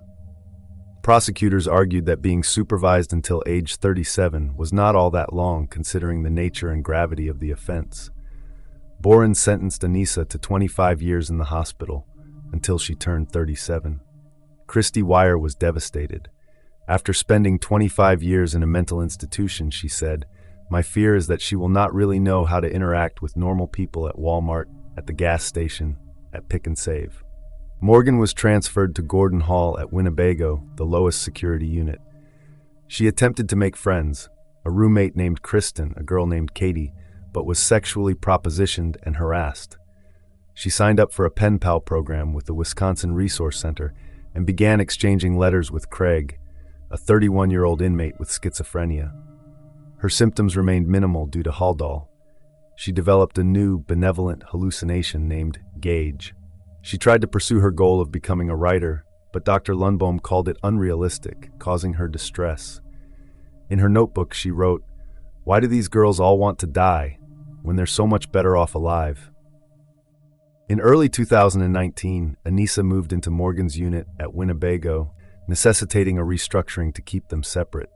Anissa claimed Morgan's voice was triggering for her, which further isolated Morgan from Katie, who Anissa forbade from speaking to Morgan. There were rumors that Anissa had threatened to kill an orderly, though this never appeared in her disciplinary record. That October, Peyton Leutner gave an exclusive interview. She was 17 now and went by her given name, Peyton, no longer Bella. She spoke with a hard, cynical voice, the voice of someone who had learned early not to trust easily. She admitted she slept with a broken pair of scissors hidden underneath her pillow, just in case.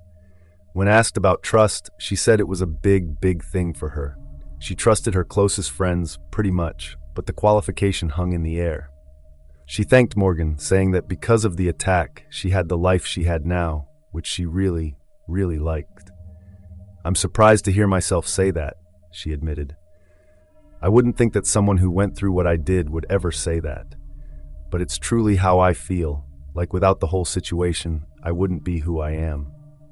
She defended Angie Geyser, insisting the crime wasn't her fault. Morgan was schizophrenic.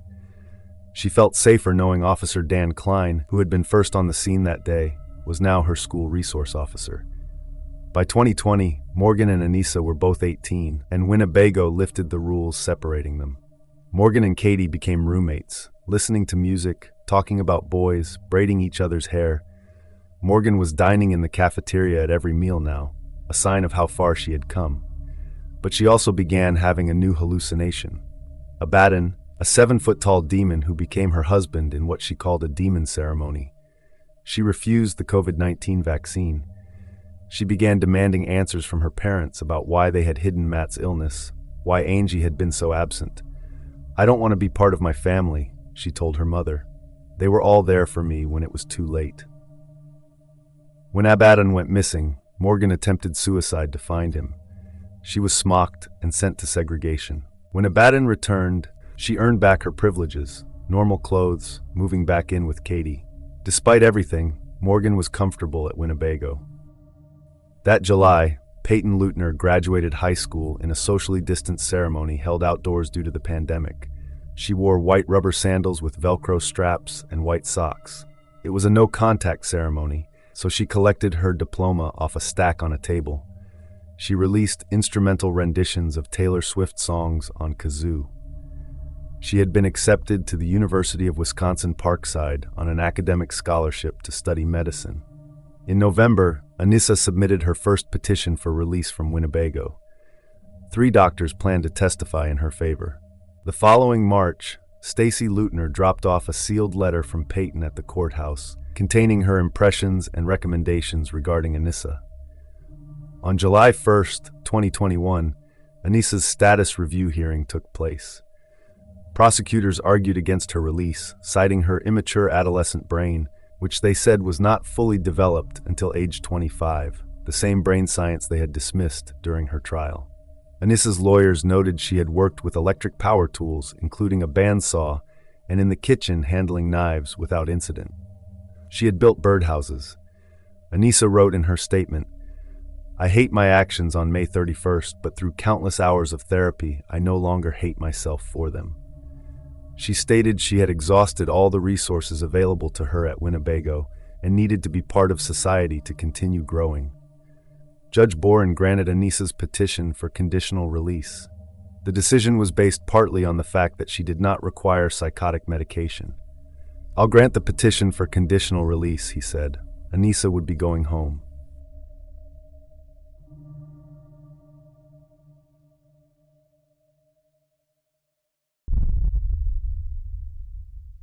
Quick break.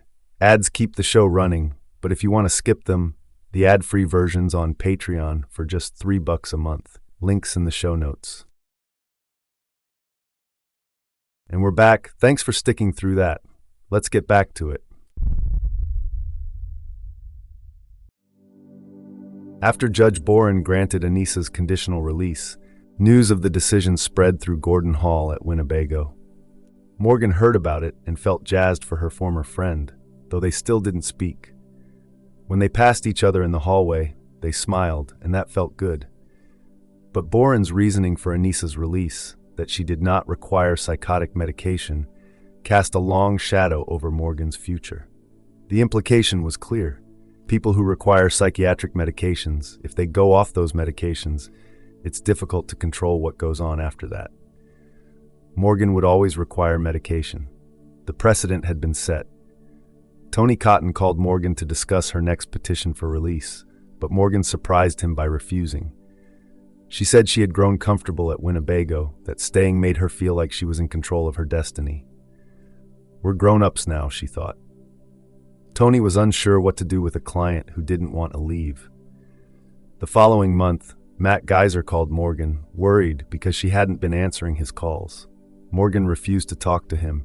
She sent Katie to the phone instead, instructing her to tell Matt she was sleeping. In August 2022, a book about the case was published by Grove Press in New York, Slenderman, Online Obsession, Mental Illness, and the Violent Crime of Two Midwestern Girls. By September 2023, Anissa had been living under supervision in Waukesha County for more than 2 years. The stipulation requiring her to wear a 24-hour GPS ankle monitor was waived. In January 2024, Morgan, now 21 years old, finally changed her mind and petitioned to be released from Winnebago. 3 months later, a judge denied the request. Another year passed. In January 2025, a court approved a hearing for Morgan's possible release after 3 psychologists noted considerable progress in her treatment. During this time, Morgan came out as a transgender man. But in February, just as the hearing approached, it was canceled due to new allegations. Officials claimed Morgan had engaged in violent communication with a man outside the facility and had read a book featuring themes of sexual sadism and murder. Morgan's lawyer, Matthew Pinnix, denied any inappropriate conduct. The 3 psychologists maintained their opinion that she was well enough to be released. In early March, a judge upheld Morgan's release despite the allegations, but the review date for her conditional release plan was postponed later that month, and a new court hearing was scheduled for late April. Finally, in mid-July, a judge signed a conditional plan to release Morgan. She was 22 years old. The plan stipulated that she would live in a group home and remain under supervision until 2058, undergoing periodic reevaluations. Details of the plan and the specific release date were not shared in court. Finding a suitable placement proved more difficult than anticipated. The initial group home in Milwaukee was denied because of its proximity to Peyton Leutner. A second placement in Manitowoc was denied due to isolation and concerns about resident unhappiness. Throughout the delays, Tony Cotton noted that Morgan remained calm and stable, retaining a positive attitude. Eventually, she was successfully housed at a group home in Madison and granted supervised release. On the evening of November 22, 2025, Morgan Geyser cut off her Department of Corrections monitoring bracelet and left the group home. She had been there only a few months. The following morning, around 8 o'clock, a 911 call alerted police that she was missing. Morgan had complained of being mistreated at the group home. She had developed a plan with an acquaintance, a trans woman later identified as Chad Charlie Mecca, to escape to Nashville, Tennessee by bus. They had taken a bus to Chicago, then another to Posen, Illinois, but ran out of money along the way. Early on November 24th, local police found Morgan and her acquaintance sleeping outside a Thornton's gas station along Interstate 57, nearly 200 miles from Madison. When questioned, they initially identified themselves as Stephanie Grease and Charles M. Robertson. The acquaintance was charged with criminal trespassing and obstructing identification, but was later released from custody. Morgan was taken back into custody. The Wisconsin Department of Corrections sought to revoke her conditional release. Mecca later stated that Geyser ran because of me, adding, "At the end of the day, I followed what I thought was right. I stand by it." Mecca said Morgan had been worried about the acquaintance's visitation rights being taken away.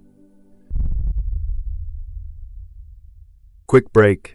Ads keep the show running, but if you want to skip them, the ad-free version's on Patreon for just $3 a month. Links in the show notes. And we're back. Thanks for sticking through that. Let's get back to it. As of this recording, Morgan Geyser remains in the custody of the Wisconsin Department of Corrections. The question of whether she will ever truly be free, whether she can rebuild a life outside the institutions that have held her since she was 12 years old, remains unanswered. Anissa Weier continues to live under supervision in Waukesha County, navigating the difficult work of reintegrating into a society that will always remember what she did. Peyton Leutner is studying medicine at the University of Wisconsin-Parkside, building a future despite the scars she carries, both visible and invisible. The case of Morgan Geyser and Anissa Weier stands among the most unsettling convergences of childhood, mental illness, and the internet's influence on how young minds process fiction and reality. It offers no neat conclusions and no easy answers to the questions it raises about responsibility, treatment, and justice. Instead, it reveals how easily imagination can slip into delusion and how the fallout from that shift can echo through lives for decades.